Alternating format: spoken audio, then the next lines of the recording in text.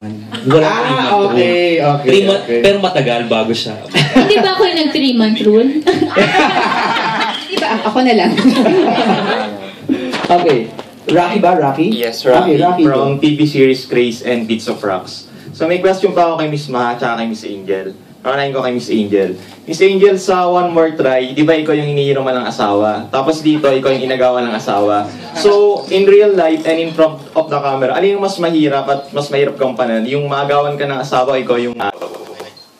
Naguguluhan na ba kayo? Naguluhan na rin ako. Nabasa ko nga sa internet kasi yung mga gumagawa ng mga memes, tama ba? Yes! Ganon. Na parang, ba't ikaw, pag nahihirap ka ng asawa, galing-galing mo, tapos ka damot-damot mo, di ba? So, ang gulo ko nga naman, di ba? Pero, dahil na napag-usapan ng Huwag, gusto ko lang magpasalamat sa, kung meron man dito na involved doon sa pagtitrend po. Ginagawa kayo kay paggawa ng mga memes. Maraming salamat po. Nakita ko sa Instagram, sobrang nakakatuwa po. Salamat po. So, yung tanong po ay, ano mas mahirap? Mas mahirap.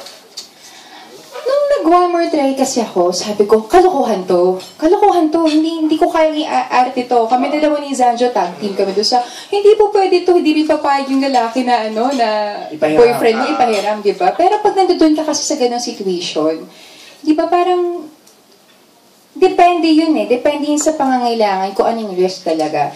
Dito naman sa legal wife, bilang ako ang legal na asawa, sa akin lang ang asawa ko. Mahal ko tong tao at pag na-realize ko naman na kaya kong tanggapin lahat ng pagkakasala niya, pagkakasala ko, at kalimutan lahat ng yun.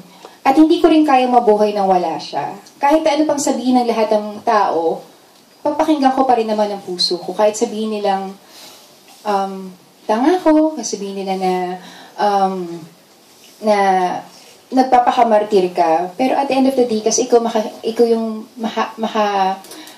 ikaw makikisama dun sa taong yun. Saka, ang pagmamahal talaga kailangan ipaglaban, di ba? So, Okay. serious Si Maha naman. Thank you, Miss Angel. Ano po yun? Tapos kay Miss Maha, napaka-controversial yung character mo dito sa The Legal Wife. Ano po yung nag-ines sa'yo para tanggapin mo yung role na to? Maganda yung project po eh. Tsaka never pa ako nakagawa ng ganitong role, ganitong character. Tapos sabi ko nga, parang feeling ko graduate na ako sa mga patwita, sa mga gusto ko naman mag-next level na ano ba yung mga characters na matcha-challenge ako. Kasi, yun, sabi ko kanina sa interview ko, bilang isang artista, kailangan mong i-explore kung ano yung kaya mo talagang gawin pa sa pag-arte. So, yun, kahit na maganda kasi sa aming mga artista, meron kami mga roles, mga characters na ginagawa.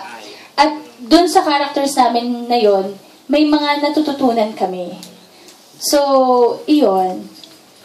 Actually, nagpapaka-humble lang si Maha. Si Maha, ilang best actress na nakuha niya. Yeah! Hindi ko naiintindihan kung sinasabi niya mga patwitams, ganyan. Pero si Maha, isa sa mga respetado at alam nating lahat na magaling umarte at mahal yung craft niya. At napakagaling niya dito sa The Legal Wife. Tapos pilot episode pa lang abangan nyo kasi naguhubad na si Maha. Wow! Kasi naman sa hubad, direct! Totoo naman Hindi naman hubad. TV, baka magulat sila hubad.